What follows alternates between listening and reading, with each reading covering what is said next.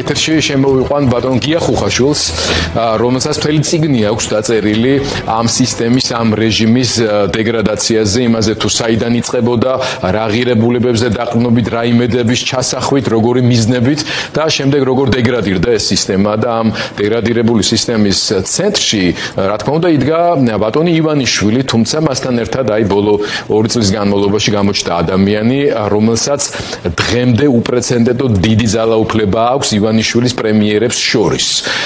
არის თუ არა ეს გადაწყვეტილებები, რომელიც დღეს პროკურატურისგან მოვისმინეთ, ივანიშვილის მიერ სანქცირებული და რა შეიძლება ეს ემსახურებოდეს ბატონ გია? კი ბატონო. პირველ რიგში ზოგადად გეტყვით, რომ საერთოდ ეს არის რაც ხდება ახლა, ეს კანონზომიერი პროცესია ჩვენს გვისაუბრია ამ თემაზე, საერთოდ რეჟიმი, ხო, სისტემა ერთგვარი ურჩხულია, რომელსაც მუდმივი კვება ჭირდება და როდესაც გარედან საკვები რო შემოაკლდება, საკუთარი სხეულის ჭამას იწყებს, ხო? ეს რაც შეეხება ზოგადად, ეხლა რაც შეეხება კონკრეტულად, ეხლა ეს პრინციპში დიდი სიურპრიზი არ ყოფილა, რომ აქეთ შეიძლებოდა წასულიყო პროცესი. დაჭერა არ იყო, რა თქმა უნდა, თვითმიზანი და არც დღეს არის დაჭერა, ესე რომ ვთქვათ, ამოცანა იყო ბანალურად ფულის ამოღება, ხო? საერთოდ მე ვფიქრობ, რომ კობახიძის გაპრემიერების ერთ-ერთი წინაპირობა იყო ზუსტად ის, რომ მან ბიძინას ამბები მოუტანა, ეს სხვაშორის ამის დიდო სტატია როგორც ჩანს, ხო? აი ამ ენების მიტანის და რაღაც ესე რომ ვთქვათ, ინტრიგების შექმნის და ასე შემდეგ. აი ბრაზილიურ სერიალებში ეს მაგალითი მომყავს ხოლმე, ეს ბოროტი ბავშვები რო არიან და მამიკოს ესე რომ ვთქვათ, ერთადერთი მემკვიდრე რო უნდათ იყვნენ და რომ მიაქვთ მამიკოსთან ყოველდღე ამბავი, რომ დანარჩენი შვილები როგორ ფარავენ ფულს, როგორ ეჯავრებათ მამა და მის სიკვდილს როგორ ელოდებიან და ამ შემდეგ, ხო? და როგორც ჩანს, მან აიღო ეს პასუხისმგებლობა ბიძინასთან, რომ ამოიღებდა ფულს მათგან და ბიძინასთვის კარგი მომენტი შეურჩია, ეს იყო მომენტი, როდესაც ბიძინა ფინანსურად საკმაოდ შეიფერთხა, ესე რომ ვთქვი, პრობლემები შეექმნა. ამოიღებდა და ერთ-ერთი ესე რომ ვთქვათ, ბიძგი ამანაც მისცა მის გაპრემიერებას.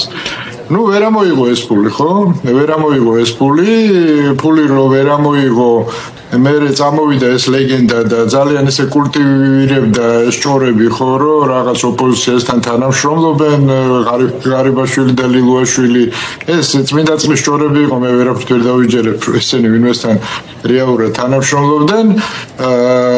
ამით ბიზნესთან ამ ვერსიას მიზანმიმართულად სისტემურად მეთოდულად როგორც კობახიძე ამბობს ხოლმე კვებავდა თავად კობახიძე ყველა მის მოლაპარაკე თავი ყველა პროპაგანდისტი რატომ აკეთებდა ამას? იმიტომ რომ ბიძინა მას ესმოდა მშვენივრად, რომ ისედაც ჩასარეცხად ამზადებდა ბიძინა და ჩვენ ამაზეც გვისაუბრია, რომ ბიძინას ტაქტიკა არის მარტივი, ხო, რომ აი ამ რთულ პერიოდში მას არ უნდა ამ პროცესზე, ამ ძიმე პროცესზე პასუხისმგებლობის აღება, მთელი ეს ნაგავი უნდა აკიდოს, ჯერ კიდევ არ დასრულებულა ეს ყველაფერი კობახიძეს და ამ ცოდვებით მერე ჩარეცხოს ერთიანად, ხო, ამ ცოდვების ტვირთის ქვეშ, ხო?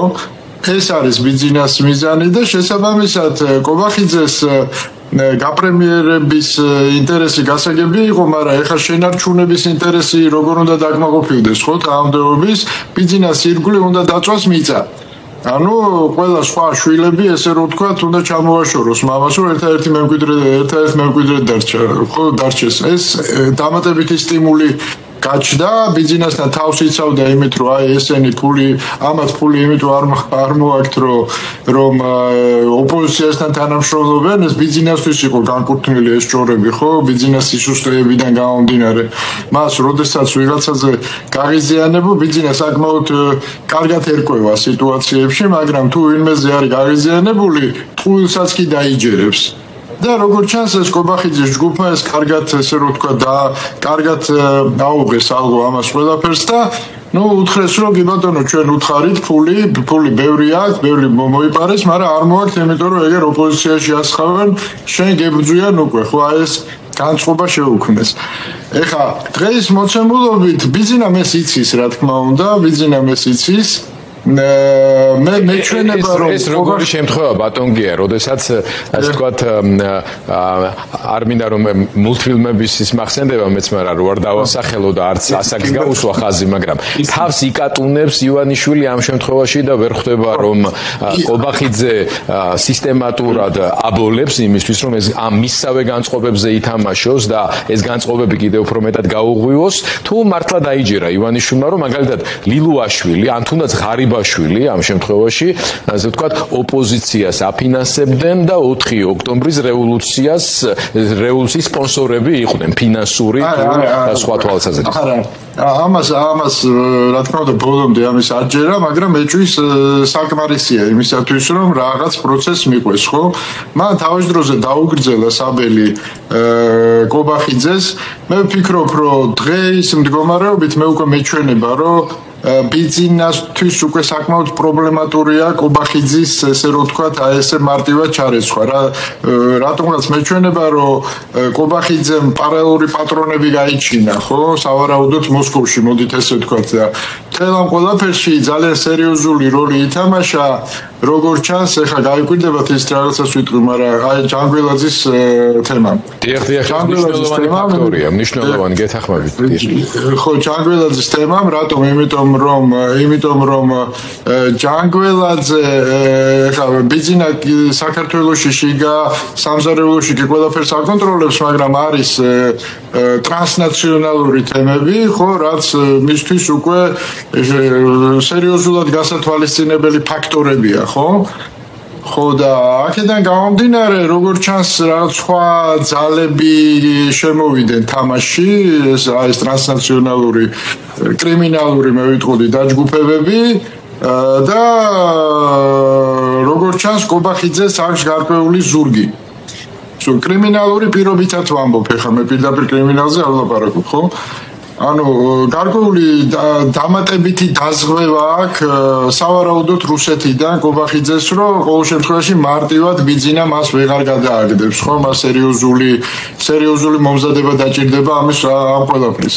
და პარალელურად ყობახიძე როგორც ჩანს შეგნით მაინც თვითონ შეუწყო სიტუაციას, როცა მანევრირების საშუალებები შეეზღუდა ამ შემთხვევაში. რა თქმა უნდა და ყობახიძეს შესაბამისად გარკვეული დრო ყოველ შემთხვევაში ბიძინა არის უბადლო ტაქტიკოსია და ამასაც მოუხერხებს და მოახშობს, მაგრამ საქმე იმაში გახლავთ, რომ ყობახიძესაც როგორც ამ ჯგუფს ეს ესმის კარგად და ამიტომ ეხლა ცდილობენ რომ ბიძინას ირგვლივ მიწა დაწვან, ხო? ანუ არავინ არ დაუტოვონ გვერდზე, იმიტომ რომ ბიძინას საკუთარი ხელით არ უყვარს მუშაობა, ხო? ვიღაცის ხელით უნდა იმოქმედოს და ეს ვიღაცეები უკვე ფაქტობრივად შემოეცალა, აღარ დარჩა ისეთი ძლიერი, რომელიც შეუძლია დაუპირისპიროს ყობახიძეს, ხო?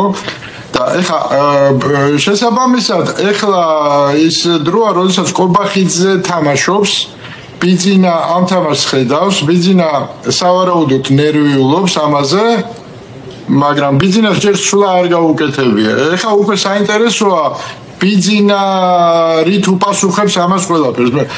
მე არ ვამბობ, რომ ეხლა ბიძინა არ მიყვება ყობახიძეს ამ თამაშს. პირიქით, აქებს კიდევაც ალბათ ეს მისთვის დამახასიათებელია.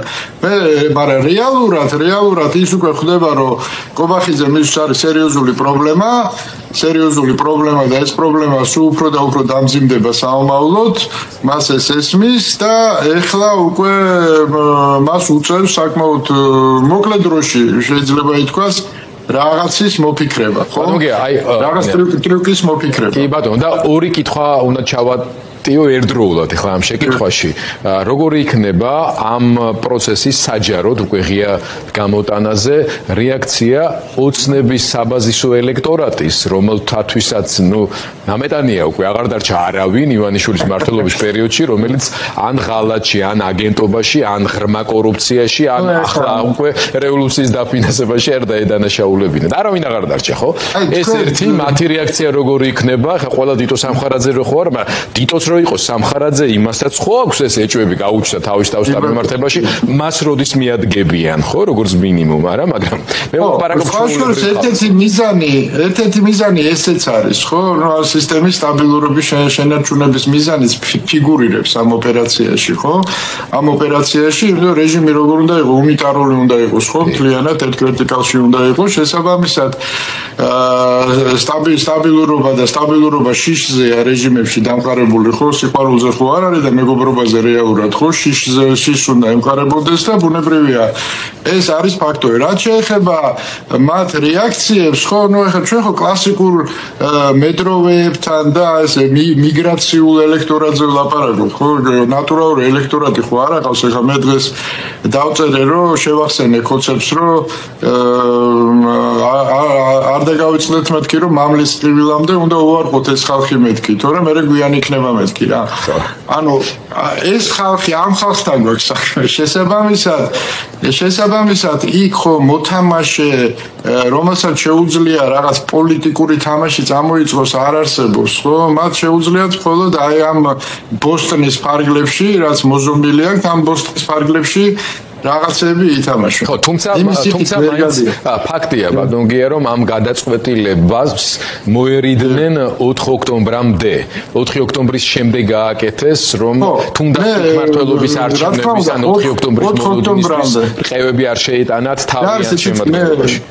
მე ბოლოს მეგონი თქვენთანაც ვისაუბრეთ ამ თემაზე, ხო? 4 ოქტომბრამდე ამას ჰქონდა კორუფციასთან ბრძოლას ჰქონდა ერთ-ერთი განზომილება იყო პოლიტიკური ინტერესი, ანტიკორუფციულ რაღაც ქმედებებს ატარებს ხელისუფლება და რაღაცა. მაგრამ ესეთი მძიმე წონოსნების თემის წამოწევა შეიძლება რაღაც არაპროგნოზირებადი ვითარება გამოეწვია, ხო, იგივე ელექტორალური თვალსაზრისით მეხსიერად, ანუ შოკი იქნებოდა ერთგვარი და არაპროგნოზირებადი შეიძლება გავითარებულიყო. არა იმიტომ, რომ რაღაც ქართული ოცნების ელექტორატი რაღაც ესე რო ვთქვათ ქართული ოცნების წინააღმდეგ მისცემდა ხმას. არა, შეიძლება აქტივობა ვერ უზრუნველყო, ანუ მობილიზაცია გაჭირვებოდა და რაღაც პრობლემები შექმნოდა. ამის შეეშინდათ ამათ დრო ქონდათ მიცემული ფულის მოტანაზე, ამათმა ფული არ მოიტანეს, ეხა და შესაბამისად ბიზნესგან სანქცირებული იყო, რა თქმა უნდა, ეს ფულის ამოღება ამ ხალხისგან. ეხა შუაგზაზე ბიზნესა ვერ გაჩერდება, ესეც გასაგებია, მას ძალიან არ მოწონს ეს ყველაფერი რაც ხდება, მაგრამ რადგან პირველი სიტყვა ნათქვამი იყო, ეხლა ამ პროცესის ვეღარ გააჩერებს, მაგრამ პარალელურად მას ეხლა აქვს ძალიან სერიოზული თავის ტკივილი, მან ეს იცის ხდება კობახიძის სახით და დანარჩენს დავინახავთ რა, მივყვეთ რაღა დაგვრჩენია საინტერესოა საყურებლად. სამოარის აცქერლათო ვიტყოდი, მაგრამ რა თქმა უნდა, აქეთ ამ მხარეს რომ რამე სერიოზული ისეთი ხდებოდეს, რომელიც აქტიურად ეცდებოდა პოზიტიურად კაპიტალიზაციას ამ პროცესზე ქვეყნის და დემოკრატიის სასარგებლოდ. ჩვენი პრობლემა რომ ძალაუფლება ქუჩაში აგდია და ამღები არავინ არ არის რა.